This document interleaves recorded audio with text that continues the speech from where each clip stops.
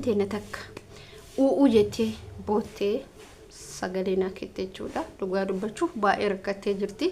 Su'uudi Arabiyaa irraa bilbiltee muna maal sagalee naa ta'e rabbi jedhi sagalee naa ta'e jettee akka tasaa taatee mana arabaatii kabaate erga baate namni isii kararratti argee kararraa qabe jechuudha.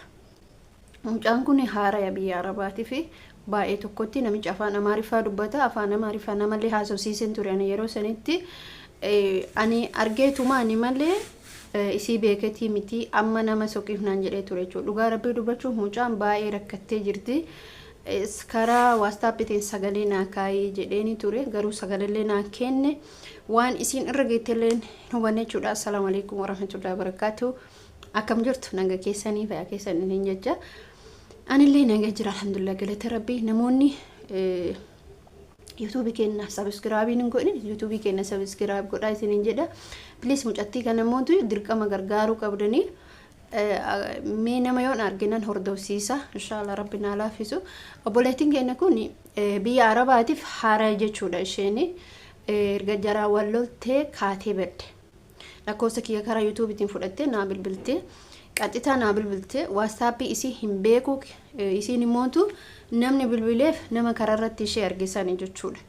Achi ka'ee bilbilanii mucattiin akkanatti rakkadhee jira rabbii jedhii sagalee naa ta'ii ani lafa hin beeku ofee isheen immoo bakki keessa badde Jiddaadha jechuudha. Jidda keessa mana xalabaatii badde. Mucaan kun sagalee naa kaa'e jedhaan turan yeroo sanitti namichallee namitti haasa'een ture. Dhugaa dubbachuuf ani rabboomumaa fi kararratti argee mucaan kun immoo daa'ima nama biyya arabaa keessa illee hin beekne jedhee kararraa qabe jedhe. Mucaan immoo baay'ee dhamaatudha jechuudha. Isiin lakkoofsa kiyya YouTube irraa fudhatte malee otoo sagalee keettee sagalee isii san dhageeffatanii baay'ee bareeda ture. Lakkoofsuma san qabdee namichatti kennite lakkoofsuma kiyya san jechuudha. Namallee sirriitti beeku miti nama achi keessallee nama beeku miti na fakkaata. Hamma dandeetti inshallah rabbi na halaafisu hin hordofa. Obboleettiin keenya kun akka ani argetti dhugaa dubbachuuf baay'ee rakkattee jirti. Baay'eematti rakkattee jirti. Wallahi rabbiin isii halaafisu. Asirratti manni jechuun barbaade. Obboleen keenya biyyoota arabaa namoonni haaree deemtan please gabbaataniin badina. Kaleessa dhufte dalagachuuf. Garri badduun beeytu gara deemtuun beeytu.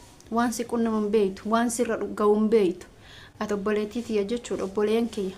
Ijoollee keenya lafa arabaa seenan warroon achi keessa turtan dirqama jechuudha. Isin gorsuu qabdu. Mana baasuun akka manaan baanee akka gurtaa kan jenne isin akka walitti dhiyaatanii namni walitti dhiyaata. Fakkeenya guyyaa kamisaa juuba fira bira deema. Kanaaf wal gorfadhaa ijoollee keenya gorsaa ijoollee haaraa dhufaa jiran rakkootu ragaa rakkoo cimaatu ragaa isaanillee obboleeyyin keessan isheen kun amma dhugumatti baay'ee bootti jechuudha. Baay'ee bootti akka wayii kanatti maaliif waan isii amma dhugaa eda baay'een cinqamaan bule maaliif waan ishee ragaa hin beeku itti bilbiluuf achitti bilbiluu hin ulfaata. Itti bilbilli kana mucaa waan ta'eef bilbila mataa isheetiin qabdu waan ta'eef baay'ee ulfaata. Mucaa baay'ee garaa na nyaatte. Please hamma dandeettanitti obboleeyyan keessan haara dhufanii jiran gorsaa obsaa jedhaan obsa hoo qabaatan namni bakka tokko ga'a. Gaafan obsine ebalu ala dalagataa ebalu qarshii guddaan dalagaa jettee rakkootu sirra qa'a. Guddina qarshii ilaali miidhaa sirra ga'u ilaali. Ijoolleen tokko yookiin namni baasuu danda'a yookiin maatii sanii wal lolanii manaa baanii manatti deebuu sodaata. Nama fakkeenyaaf yoo gabbaate ol deebuun hin ulfaata. Hamma tokko beekaa maatiin sun eessa dheeyte jedhee soquu danda'a. Isaanillee mallaqa baasanii fidan waan ta'aniif. Garuu immoo ol deebisaan hin ulfaata. Namatti zoora. Biyyuma keessan keessattuu fakkeenyaaf yoo kan badan ta'e namatti zoora. Lafti ossiin ka'a. Biyya ambaa dhiisati. Biyya ambaa keessatti immoo dhugaa rabbii dubbachuuf namatti ulfaata. Kanaaf nuti immoo maal gochuu qabna hamma ijoollee keenya hamma dandeenyeen hamma wal argitaniin hamma mana namaatitti wal argitaniin dirqama gorsuun keessan jechuu ijoollee kana. Lakkii obsii dalagadhu mana baay'inii mallaqi guddaa fi miidhaan garaagarummaa qaba. Mallaqni mallaqa miidhaan isii immoo san caala. Ijoollee meeqatu biyyoota arabaa kana keessatti dubartoonni miidhaa ragaa jiran garuu gaafa obsitee gaafa afaan barattee gaaf hojii kee baratte waa hunduu salphaadha. Kanaaf obboleeyyan kiyya inshallah mucaa kanallee rabbi naa laafisee namicha saniin ijoollee wal qunnamsiisee akka gara tokkotti isin deebitu abdii qaba. Garuu inshallah rabbi si bira haa jiraatu. Maaliif mucaan yeroo sanitti dhamaatu wayiitillee hundinuu dhamaana. Yeroo biyyaan baaseennu wanni hundi gaara sitti ta'a. Wannumti salphatan nuti laallu fakkeenyaaf laallu huni yeroo sanitti maaliif sammuun keenya ni cinqama. Wayita sammuu bakkuma gorru hin beeynu. Otoo iddoo tokkollee gorree rakkoodha. Suuqii tokko goruuf rakkoodha. Mana namaa goruuf namni zim jedhee ofitti ol seensisu. Rakkoodha sunillee kan akkasitti beekuu qabdan. Kana isin jechuu barbaada obboleeyyan kiyya. Hamma dandeettanitti jabaadhati waan kanarraa ijoollee keenya gorsaa. Hin amma ijoolleen tokko maal jedhanitti fakkaata. Ana hojiin natti ulfaate biiroo na haa deebisanii. Ana hojiin natti ulfaate akkas na haa godhani. Amma hojiin sitti yoo fakkeenyaaf asitti hojiin sitti ulfaate fakkeenyaaf hojiin yoo sitti ulfaate samma na haa dhakeetti dhayxaa sunillee sanu. Ani ijoollee fira kennaa jechuudha. Ijoollee hedduun isaanii gara kanaan naqunnamanii jiran natti himanii natti dubbatan. Jalaa jal'isa obsi jedhan. Maaliif nuti illee obsinee dabarsine waan ta'eef. Mana gaafa deemte mootuyyuu kun dhiibbaa sirraan gaayyu. Dhiibbaa guddaa sirraan gaa. Obboleettiin jeta kallee akkasitti gaafii na gaafatee turte. Munaanii ofii waggaa dheeraa mana kana keessa jiraadhe. Waggaa dheeraa mana kana keessa jiraadhe jijjiirachuun barbaadamu. Biyya galeetiin biyya biraa deemu. Maal goota biyya galtee biyya biraa deemte? Bar biyya mirallee haadha kee bira dhayitu. Obboleettii kee bira dhayitu. Obboleettii ofii biraa dhaquun ni ulfaata. Asuma keessattuu. Kanaaf jechuudha. Warroonni akkasitti gaafii gaggaafattan. Dhugaa dubbachuuf waan kanarraa of eega. Dalagadhuu xumurii gara biyya keetiitti gali. Achi galte biyya fakkeenyaaf amma yoo galte maabaraawis eeggata. Wajji hedduus eeggata.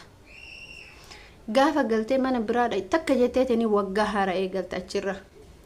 Ammallee waggaa jahan ta'etti san ta'echa jettu. Garuu immoo wajji kee yoo baafte amma waa'ee wajjii dubbatti mucayyoon sun jechuudha. Ani wajji uf danda'atta. Uf danda'ii jiraadhu. Maali? Of hin dandeenye fakkeenyaaf ati wajji kee ka of hin dandeenye eenyuuf dalayda? Hamma feete yoo mana ijaarte hamma feete yoo waan feete goote dursaa ofii waa godhachuu qabda. Ofii uffachuu, ofii dibachuu, ofii nyaachuu, ofii dhuguu. Duniyaa kana keessatti yoo kanan godhin immoo akka barakaa hin qabne beek. Uffata ati dalaydee uffata bareedaa tokkoon uffatiin maal faayidaa sii qaba? Ati dalaydee nyaata gaarii tokkoon nyaatin maal faayidaa sii qaba? Barmanas yoo jaartes waan feete gootes waa hunduma garuummoo waan dalayde dursaa ufiittiin deebi ofii uffisi. Sunis keetuma odoo ta'u. Dirra keetirraa mul'achuu, mataa keetirraa mul'achuu, uffata bareedaa uffachuu. Bakka amma nuti odomaa akkatti jala duniyaa kana jala laalla beeka hanga tokko. Maal waa godhanne maal jenne hin ta'u. Arabni maal jette isinitti fakkaate? Meeshaa tokko haaraa yoo bitte fakkeenyaaf utoo meeshaan jiru meeshaa irratti bitanii miti garuu dirqama meeshaa san itti nyaatanii itti dhuganii dhiqanii bakka itti deebisan. Yoommoo akkasumatti bittee kateessistu ta'e immoo hin ta'u. Kana beeka. Dursaa ofii uffadhaa, ofii nyaadhaa, ofii dhugaa achi booda waa godhadha. Haa ta'u fakkeenya mucaan sun yookiin shaampoo, kireemii bakka wantoota injiraa miti wantoota akkasii xiqqoo. Kanumaan jettee Dubaay irraa galtee fakkeenya yoo Suudii jiraatte Suudii irraa galtee Dubaay deemte yookiin Qaataar deemte yookiin Kuwait deemtee yaadde hin ta'u. Keessattuu mana jijjiiratina. Mana jijjiiran dhiibbaa guddaa qaba. Maatii bira turte tokko maatii keetitti ilaalama. Akka maatiittis ilaalan. Jaalala siif qabaachaa deemu. Ufitti meeshaa naan bitanii jedhine. Rabbiin duniyaa kee keessa barakaa sii kaa'e waa hunduu salphaadha. Duniyaa immoo odoo harkaaf qabdus uf dhabda. Asuma gabaabatti. Akkas isin jechuu barbaada hordoftoota kabajamtoota kiyyaa.